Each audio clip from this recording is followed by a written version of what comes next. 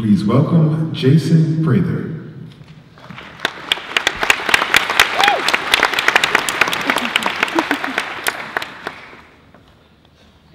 So I'm going to tell a story about myself and about the company I work for, Plex Systems. In Plex, in a simplistic way, we deal with combining manufacturing and technology. But the story starts much, much further ago. So I grew up in Detroit, and like many people, I grew up in a family business, small manufacturing company. And like most kids I grew up with, Saturdays were filled with getting donuts, going to the shop, and working. And whether that was turning a machine or filling out time tickets or payroll, whatever it may be, that was our Saturday. That was our family time together, was in the shop. And it introduced me to a lot of new things around what it meant and the innovation that had gone into manufacturing. And my dad was always the great historian who kind of took me through what it was like in his day. And over time, things grew, and eventually got the opportunity to go to college, right? And I was the first Prater ever to go to college. And my mom and dad were very proud that they worked so hard and were able to do that for me. And so I went to Great Liberal Arts College, Albion College in the middle of the state.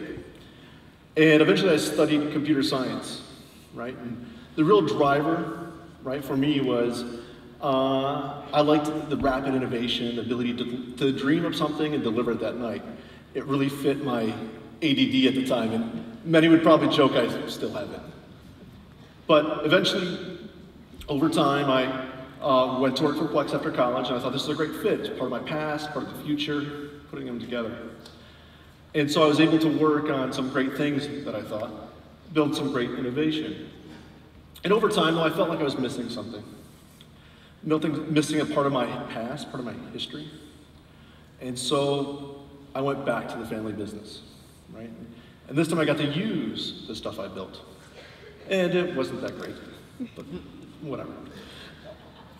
The part of it that was exciting to me was to have a different set of eyes as I looked out into the plant. Because I've always been about making something. I've always enjoyed the creation of things, whether it be physical or virtual, it didn't really matter.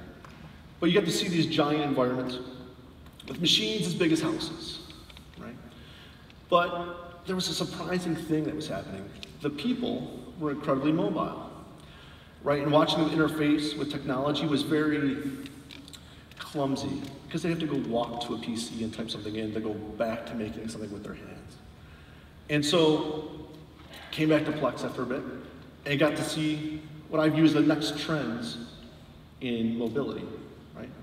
And the mobility really applied to the people right on the floor.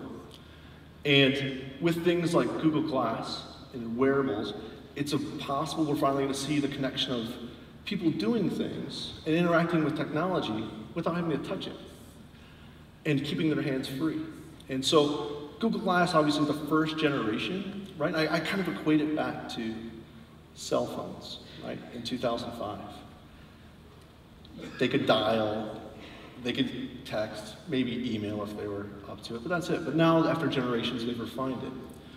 And so the Google Glass, right, you walk, if you can imagine, you put them on, you can walk up to a box, pick it up, and say, okay, Glass, what's in the box? Right, and it'll tell you, and that's fantastic. But I like to look farther forward at what can happen in the future. So there's obviously wonderful applications for Fitbit. You probably can't see mine on here, but I'm counting how many steps I have while I'm on the stage. But I think the next step is around things like a safety vest, right? Manufacturing environments are inherently dangerous. And when I was in the plant, the most dangerous job, or scariest, was driving a forklift, right? You had somebody that you wanted to be fast, right? But not too fast to kill somebody. It was a very scary but real thing.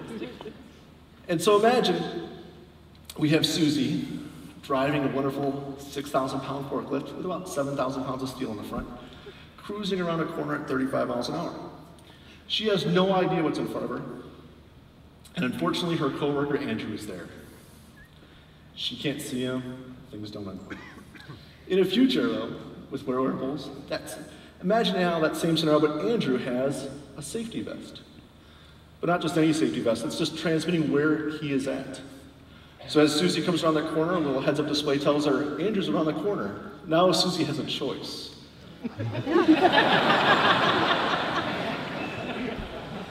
Right? These are the things that we're going to continue to see. I think it's really the second wave of wearables that we're going to go to. But mobility doesn't just start with and stop with the people. It also is the things that manufacturers create. Right? By their very design, manufacturers buy raw materials, do their magic, then sell them to somebody.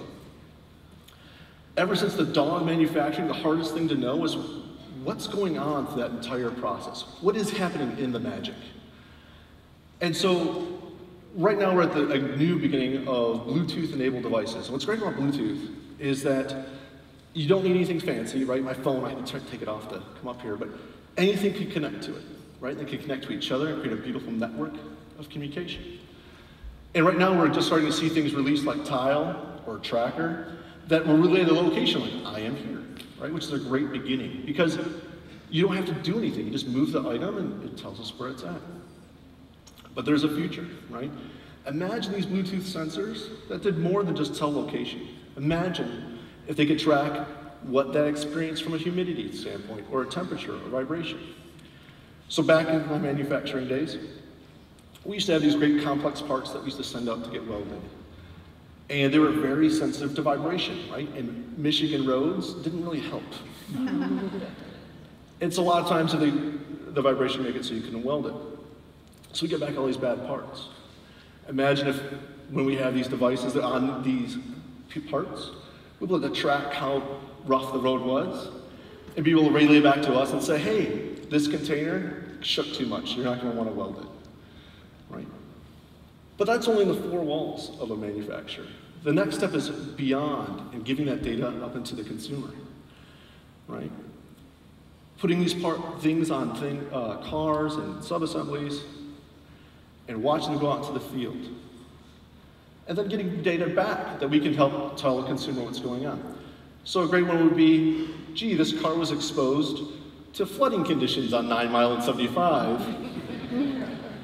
Maybe you don't want to drive it because you might start a fire, right? That's the future of that mobility of data and connectivity of data as it continues down. Right?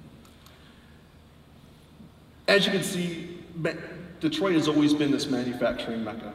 It always is, it's in our blood, right? Mine, yours, it's just a part of who we are. But we're also starting to become the technology of it, right? And I truly think that as we continue forward, the merging of those two special traits of who we are is going to lay the foundation for a new Detroit, a better Detroit, and one for us all. Thank you.